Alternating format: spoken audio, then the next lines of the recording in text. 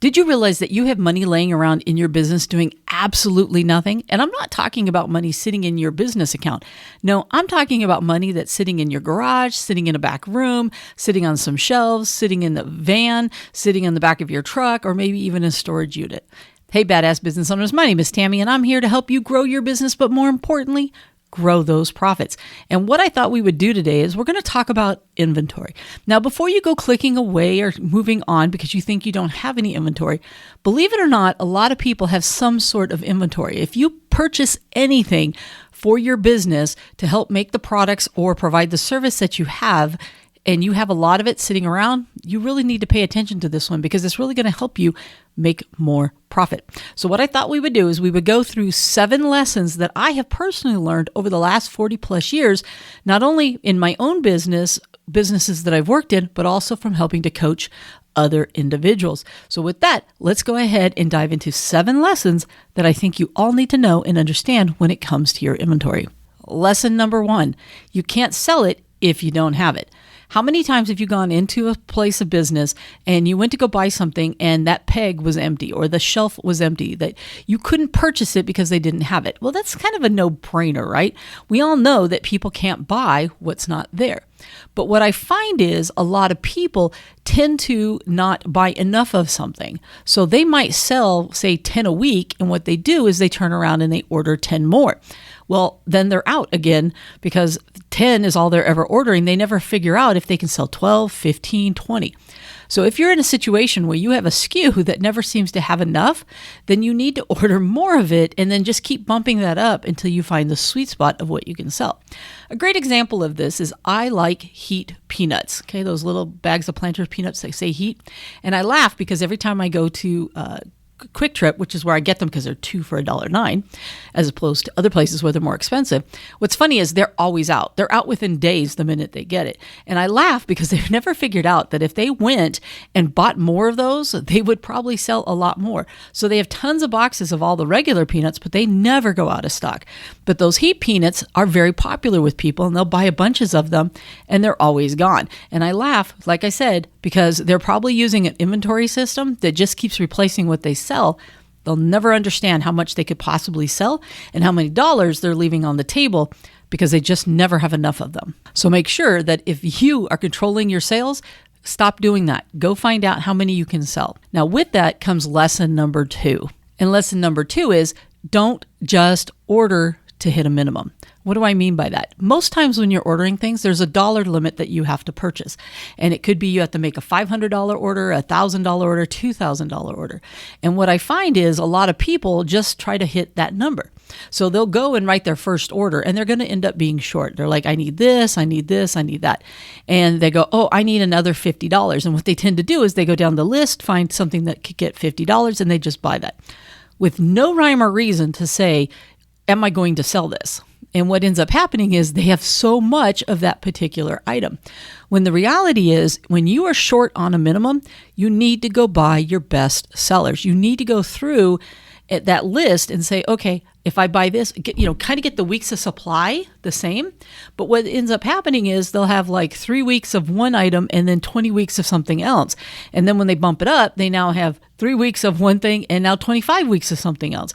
The worst way to make an order is to buy just anything. You need to go through and say, what are my best sellers? And that's what I need to order. At the end of the day, remember, this is a profit game. And the way you make profit is that money needs to be making money. The longer it sits on the shelf, the less value that dollar has. We don't want it sitting on the shelf. We want it turning. We want it moving. We don't want to put a lot of money out into inventory, right? We want to say, I sell $5 and I buy $5 or I buy $6. But what happens is people will have $10 sitting on the shelf, only sell $3, and then turn around and spend another $10. And now they've got $20, $15, $17 on the shelf instead of the original 10. You just really have to pay attention to what you're spending and making sure that when you're trying to hit those orders, buy the stuff that sells. Get the weeks of supply even. Don't just pick anything to fill that order up. Lesson number 3, you cannot be everything to everyone. And here's a great example. A lot of you know I owned a Baskin Robbins, right? So we have 31 flavors. Technically, there's 32 in most of them, right? But anyways, if there's 32 flavors, But over the years, they've probably have had hundreds of flavors. And I can't tell you that at least once, maybe 5 times a day, someone came in asking for a flavor that we didn't have. And then I had to hear about how it's their favorite flavor and how we never have it and how we need to have it. And the reality is Baskin didn't make all 100 flavors at any given time. There's certain ones they make certain times of the year. Some things they made for a few years, people fell in love with it and they've never had it again. But people still would come in and asking for that. So let's pretend for a minute that if Baskin did still make all 100 ice cream flavors, how much space, how much inventory would be needed to be able to make everybody happy? You just can't make everybody happy. What you have to do is you have to make sure that you have the items that are necessary for you to run your business. Don't try to be everything to everybody. You need to pick the items that are the right things for your business. You'll never satisfy people. So if you're carrying some inventory that you sell maybe once a quarter, once a year, something like that, Stop carrying it. You don't need it. Now, there is an exception to this rule, which I'll get to in a minute. But for the most part, if you don't sell something on the regular, you need to get rid of it. You need to sell it. You need to get out of it. And you need to stop buying it. You're never going to make everybody happy. Now, the exception to that is going to be found in lesson number 4. And that is you need to stop being out of stock on project completers. Now, what do I mean by that? Back in the day when I was a store manager, I had taken a week off on vacation and I was remodeling my kitchen by myself. Crazy thing, never do it again. But anyways, I was doing a tile top, and this is way back in the day because obviously we wouldn't do that today. But when I was doing that, I had laid the tile out with a friend and we were putting the tile on the countertop. And when you do tile tops, you also have the tile that goes around the front. Well, there's these little pieces in the corner. There's an inside one and an outside one. So when you get to the corner, it goes on the corner. And then when you go on the inside, it's a little inside piece. When you're looking at inventory wise, you never sell these things, right? And for how much tile you sell, it's like 1 to the entire project. There might be 1 inside corner if it's an L, right? So I go into my own store and guess what's out of stock? That 1 piece I need to finish my project. I was furious because as I dug into it, I found out we hadn't had it forever. And when I realized that we hadn't had it forever, I asked myself, I wonder how many jobs that we had lost because of this one little item. Now, if you're watching your bad items, you would think, I don't need this thing. I maybe sell 10 the entire year. Maybe I don't need to have it. But what has to happen is sometimes you have to use common sense to go, yeah, but if someone's going to do this entire project, I might sell 10 cases of the tile and only 1 of this particular item, but this one particular item is necessary for the entire project. So it's important that yes, on one hand, you need to buy the things that are selling and you need to control how much you have extra of everything else.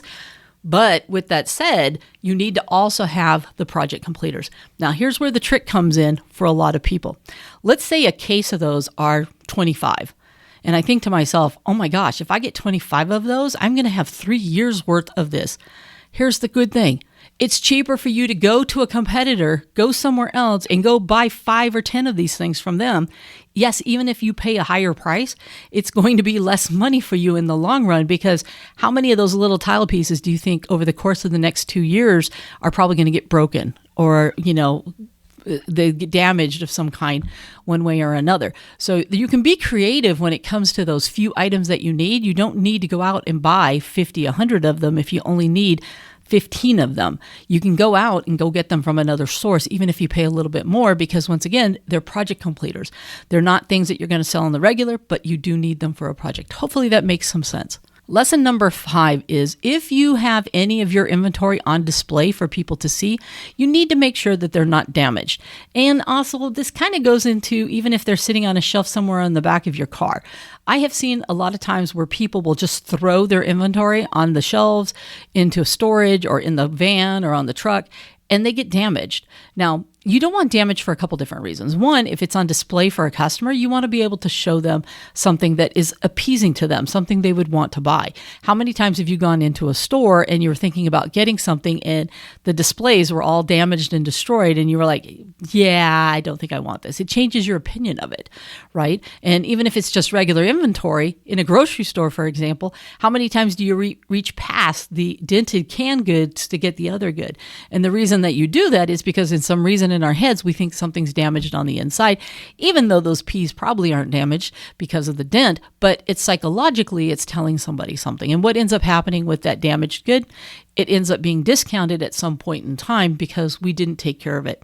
And we have what's called the broken window thing, that once somebody starts breaking windows, if we don't fix them right away, more windows are going to get broken. Same thing with graffiti. If you go into a town with lots of graffiti, it's because they don't stop the graffiti. If you go into a town with no graffiti or very little graffiti, it's because they hop on it right away. Things don't happen. Same thing with your damage. If you start letting damage happen in your location, then you're going to get even more damage. So you really want to be careful when it comes to your displays and making sure that your inventory, whether it's the inventory on the shelf or display or anything else, is always looking good. Now, lesson number 6 is you need to deal with inventory that's not selling. And this is going to tie into some of the other ones that we have talked about. A lot of times what will happen is somebody will wake up one day and realize, oh my God, I have a mess when it comes to my inventory. I have years worth or months worth of this inventory just sitting here. Oh my gosh, I just got to deal with it, right? And what will happen is they'll just let it sit there. And when you start asking them why it's sitting there, like, well, we just don't sell it. Well, here's the thing. It's like taking money and throwing it away, because if you're never going to sell it, you might as well just throw away the money, because it's not going to ever convert back into money unless you sell it. And there comes a tipping point where you just have to get rid of it, and you need to sell it. So yes, you may have paid $10 for it. Sitting on the shelf, it's worth $0, because until it sells, it does not have a value. All right. And you have to keep that in mind.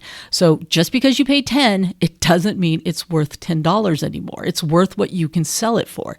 So at the end of the day, if it's something that you have 0 sales on right now, it is not moving, you are better off converting it into something. And even if you turn around and you sell it for $5, you've at least converted it from 0 back to some type of money. Take the loss, get rid of it, free up the cash. Because if you go out and you create $100 by getting rid of crap, that's $100 you can invest back into the business to buy more of the best-selling inventory that you have. As a matter of fact, if you've ever watched The Prophet, he does this almost every single time whenever he goes into a location that has inventory. He goes and cleans out their back offices, their back shelving, their back storage area, and just sells it for whatever and makes them sell it. Because once again, yes, you paid $10 for it, but as long as it's just sitting there doing nothing, it is worth 0. It has no value until you turn around and sell it, and then it becomes valuable again. So don't just sit on that past inventory, that inventory that's not moving. Just sell it, get it over with, go put the money into something that's going to make you more money. All right, lesson number 7 is you need to conduct an inventory count. And honestly, you need to be doing the inventory count on what matters in your particular business. When I had my ice cream shop, I had to do inventory every single week. I had to do that because I had to know exactly how much ice cream I had. And while I was at it, I just counted everything up that was on shelves, because I had to order inventory every ice cream every single week. And I was about burning and turning. My freezer wouldn't hold just anything under the sun that I wanted to put in there. I had a limited amount of space that I could do. And plus I didn't want the ice cream to go bad, right? So I had to do my inventory, how much I had, how much I sold, and make sure that I was constantly checking my inventory and doing my counts. Now, then if you go to a big box retailer tends to do it every 6 months. Have you ever gone into a store, a big box retailer that's doing inventory? There's like all these people all over the place counting every single thing. I always felt bad for the people that had to do the nuts and bolts and screws and the PVC pipe fittings and all that other stuff, because that is a very tedious job. But everything in your business should be counted.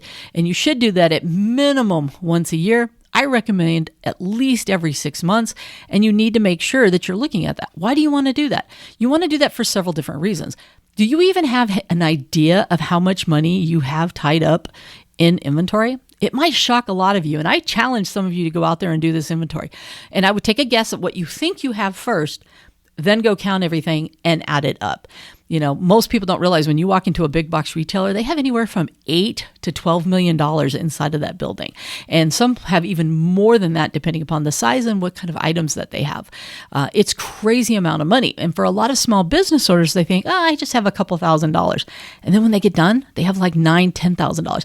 I had this one person that I know that they sold something that they might have had maybe $400 in sales a week, but their inventory was sitting at $12,000 and growing, because they would write orders for $1,000 and maybe sell half of that. And then something new would come out and they'd have to order another 1,000 of the new stuff. And meanwhile, they never sold the old stuff. Their inventory level was sitting at $10,000, $12,000.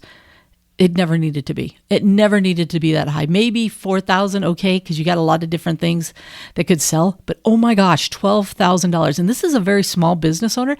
I guarantee you that if she had that $12,000 sitting in her pocket, it would make a huge difference in her life and everything else. But instead, she's got $12,000 sitting on shelves, and it really needs to be sold, dealt with. She goes back to that last lesson where you need to sell stuff just to get rid of it because it's making zero money. It's really worth nothing until it does sell. So hopefully you've gotten some ideas on some of the different things that we've been talking about when we go through these 7 different lessons. If not, go back, go through them again. But I promise you, I want to challenge you. Go count your inventory. Go see how much money you have. Pay attention to what you're doing. Buy the stuff that is making money, that has the ability to make you money. Remember, inventory sitting on the shelf has no value until you sell it.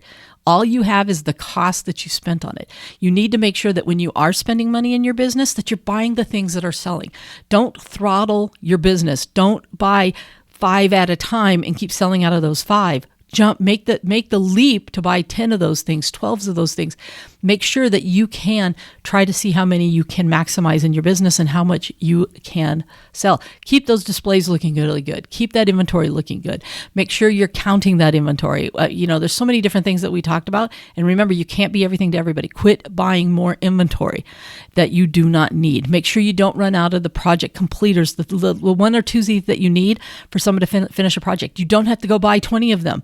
Go buy them from a competitor. Go pay a little bit more for them. They're just there to finish a project. You don't need to invest tons of money into them because it's not going to make you any money. Be creative. Partner up with somebody. If you can't make those minimums, find another business owner that might be able to use some of those items and go buy them with them. When I had my ice cream shop, you know what? It was very common for me to reach out to another person and split orders with them because I couldn't make the minimums without putting myself into crazy situations. So all kinds of good things around inventory. Hopefully one of these lessons have helped you out. And if you can walk away with even just one little nugget to help make a difference in your business and make more money, then it is definitely worth it. And with that, I'm going to get out of here. You guys go out there, you kick some serious butt, make some good money and profits in your business. And I will be back here next week. So make sure you hit subscribe, watch some of these other videos, and I will talk to you next time. Bye for now.